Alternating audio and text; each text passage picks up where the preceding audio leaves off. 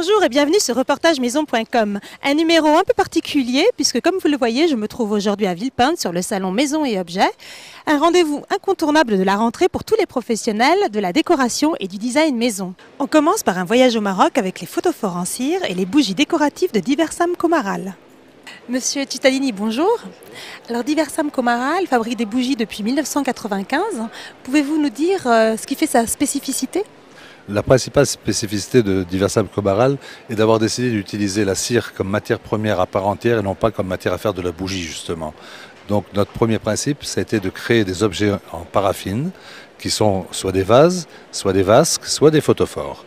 Le photophore a pour principe d'être exactement comme une bougie, sinon qu'il ne se déforme pas, donc il a le même éclairage, mais il a une durée de vie qui est beaucoup plus longue qu'une simple bougie. Cette année, nous avons deux nouveautés principales. D'une part, nous avons porté des figures, toujours en photophore, mais des figures qui sont soit incas, soit asiatiques, mais éclairées par LED, ce qui permet d'avoir un éclairage global de la pièce. Et nous avons surtout fait appel à un nouveau designer qui va créer des collections de vases revus et corrigés à sa façon. Luigi Cittadini, vous êtes donc designer pour Diversam Comaral et vous avez notamment créé une pièce de la nouvelle collection qui a été repérée ici sur le salon puisqu'elle fait partie des produits découvertes. Comme vous voyez, c'est un photophore avec une base assez classique, comme ce qui m'avait été demandé par Diversam Comaral.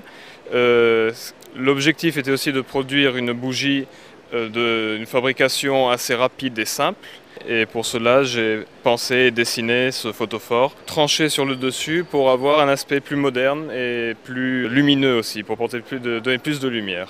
Un designer très prometteur dont le travail est à suivre dans les prochaines collections.